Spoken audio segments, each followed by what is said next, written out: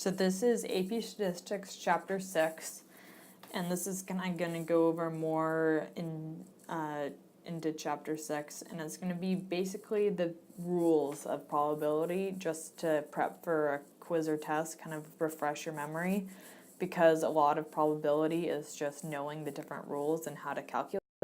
And so there's kind of four main rules. One is that the probability is going to be between 0 and 1, so kind of the same thing as probability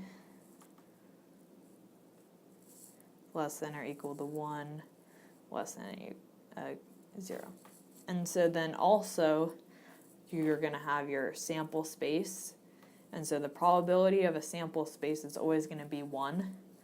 And this kind of means is if you have a sample space of, say, the possible outcomes are 1, 2, and 3, the probability of a 1, the probability of a 2, and the probability of 3 is always going to equal 1. And then also there's something called a complement of an event. And so this is represented by a little c in the above of the event. And so the complement of an event, the probability of that is always going to be 1 minus the probability of that event.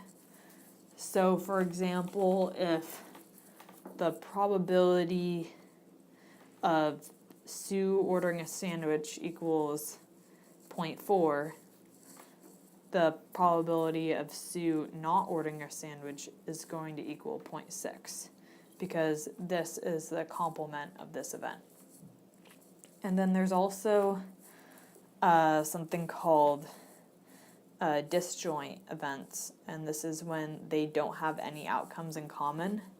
And so when events are disjoint, the probability of having either event happen is going to be the same as just adding the probabilities together.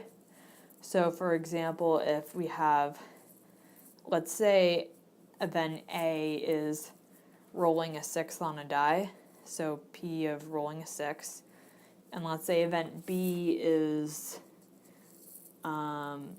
picking a red card out of a deck. So the probability of rolling a 6 is 1/6, and the probability of pulling a red card from a deck is 1/2. So the probability of rolling a 6 or pulling a red card is going to be 4/6 or 2/3, because the events are they're independent. They're not dependent on each other. And so how do you calculate the different things when events are independent or disjoint? So we have the addition rule, and so the probability of event A or event B equals the probabilities added together. So if it's or, you're going to add them together. And then the multiplication rule is when you have what's the probability that both things happen, you're going to multiply it together. So or, you're going to add, and you're going to multiply. And also, this is true, it doesn't have to be for just two events. You can have the probability P of A or B or C and have it be equals to P of A plus P of B plus P of C.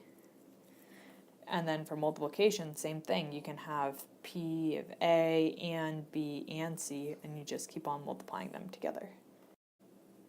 And so that was just for independent, but now we have dependent events. And so this is when your cards aren't going to be independent. So if we have, for example, the probability of picking a heart or a red card,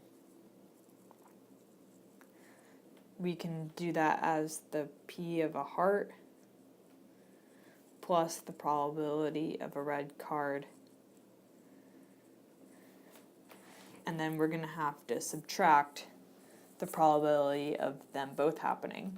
So the probability that it's a heart and a red card. So the probability of a card being a heart is 1 out of 4. The probability of it being a red card is 1 out of 2, because it can either be black or red. And then the probability of something being a heart and red, well, all hearts are red, so it's just going to be the probability of a heart, which is 1/4. So this equals 1/2. So the probability of picking a heart or a red card is 1/2, because all hearts are red cards. So this is just for when you have dependent events. You're going to calculate both probabilities, and then you're going to subtract the event of them both happening.